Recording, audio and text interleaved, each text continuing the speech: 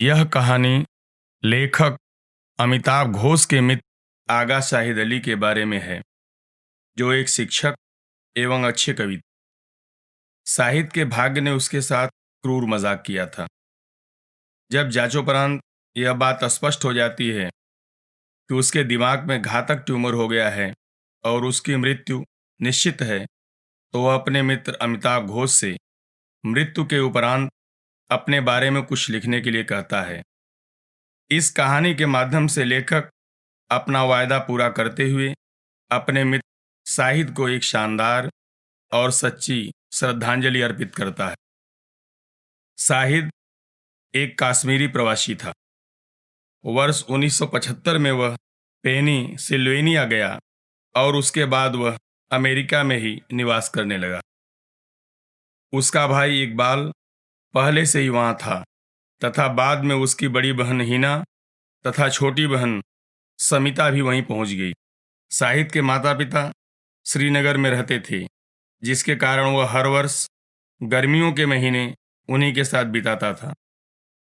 Pennsylvania state में बिताए हुए समय को शाहिद अपने जीवन का सर्वश्रेष्ठ आनंददायक समय मानता था। वहाँ वह एक पाठक, कवि एवं प्रेमी के रूप में विकसित हुआ। इसके पश्चात रचनात्मक लेखन में उपाधि प्राप्त करने के लिए वह एरिजोना चला गया। इसके बाद वह अनेक विद्या संस्थानों में काम किया और अंत में शाल्ट लेक सिटी में स्थित ऊटा विश्वविद्यालय, जहां वर्ष 1999 में उसे प्रोफेसर नियुक्त कर लिया गया। वर्ष 1998-99 में लेखक और शाहिद के बीच कई बार फोन पर बातें हुई और दोनों एक दो बार मिले भी। फरवरी 2000 में पहली बार उसे दृष्टिहीनता का आभास हुआ और अचानक मूर्छा सी आ गई। परीक्षण के बाद जब पता चला कि उसके मस्तिष्क में एक घातक गांठ या गिल्टी बन गई है, तो उसने अपनी छोटी बहन समिता के यहाँ ब्रुकलिन रहने का विचार बना लिया।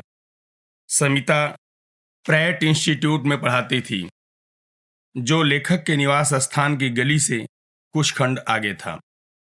वर्ष 2000 में जब शाहिद ब्रुकलिन में रहने लगा, तो लेखक की उससे घनिष्ठता हो गई। इस समय तक शाहिद की स्थिति काफ़ी गंभीर हो चुकी थी, लेकिन बीमारी उनकी मित्रता या शाहिद की रुचियों जैसे कविता, संगीत आदि को बाधित नहीं कर सकी। दोनों के ऐसे कई लोग थे जो लेखक और शाहिद दोनों के मित्र थे। दोनों की पसंद भी समान थी। लेखक और शाहिद दोनों ही रोगन जोश, रोशनारा बेगम तथा किशोर कुमार को पसंद करते थे। दोनों को क्रिकेट में अरुचि थी तथा बम्बई की फिल्मों से लगाव था।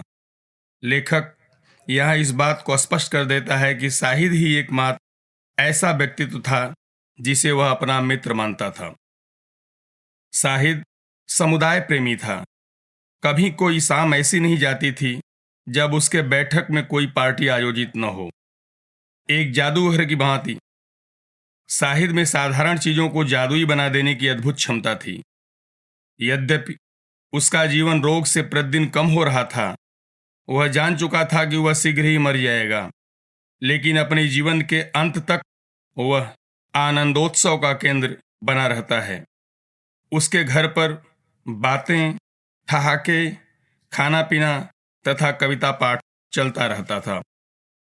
शाहिद अच्छे भोजन से प्रेम करता था। चाहे कितने मेहमान क्यों न हों, वह कभी इतना व्याकुल नहीं होता था कि सायंकाल के खान पान के बारे में भूल जाए। वह रसोई में काम करने वाले व्यक्ति को समय समय पर निर्देशित करता रहता था कि विभिन्न मस्ताओं पर रोगन जोश में क्या क्या सामग्री डाले। जब उसकी दृष्टि कमजोर हो चुकी थी, वह गंध से ही बता देता था कि रोगन जोश किस सीमा तक पक चुका है। शाहिद रसोई में अपनी प्रवीणता के लिए विख्यात था। उसे अपने क्षेत्र के भोजन के प्रति लगाव था। कश्मीरी भोजन उसे विशेष प्रिय था, विशेषकर भोजन की वह एक किस्म जिसे कश्मीरी पंडित बनाते थे। यद्यपि वह कभी कलकत्ता नहीं गया था, लेकिन बंगाली भोजन भी उसे पसंद था। शाहिद सटीक उत्तर देने में माहिर था।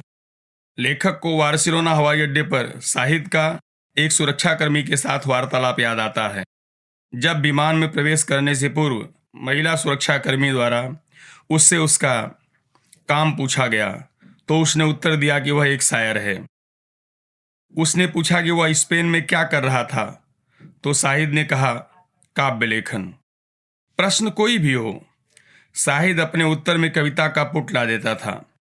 सुरक्षाकर्मी ने जब उससे पूछा कि क्या उसके पास कोई ऐसी वस्तु है जो अन्य यात्रियों के लिए खतरा बन सके, तो शाहिद ने चिल्लाकर बोला, केवल उसका दिल।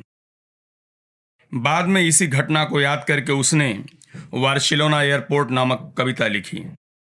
शाहिद की एक पैगंबर जैसी दृष्टि थी।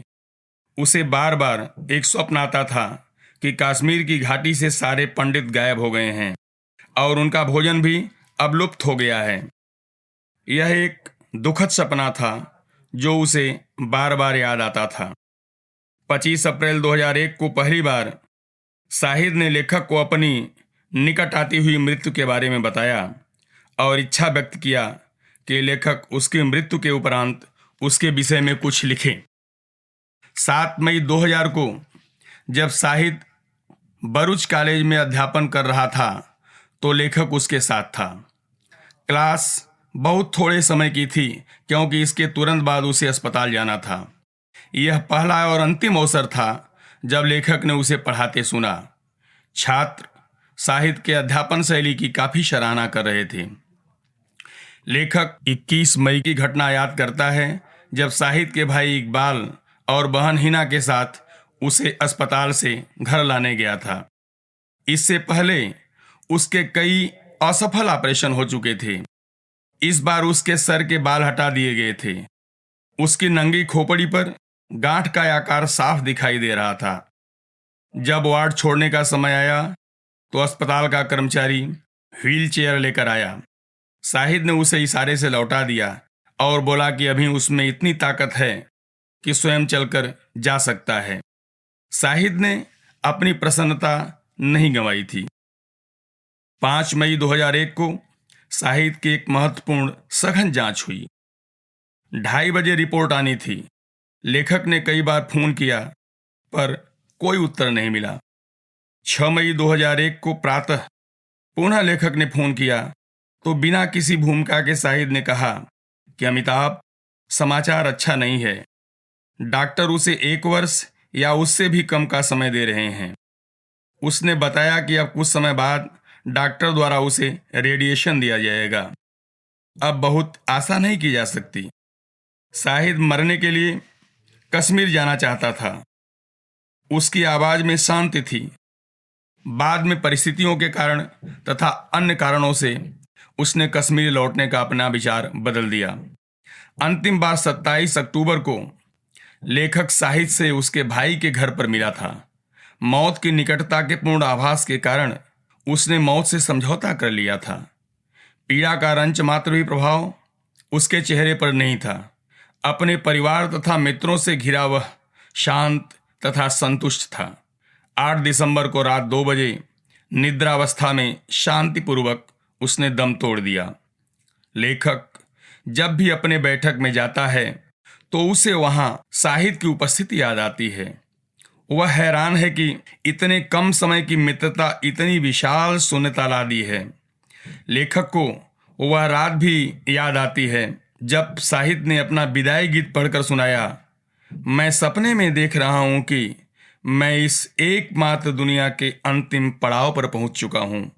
धन्यवाद।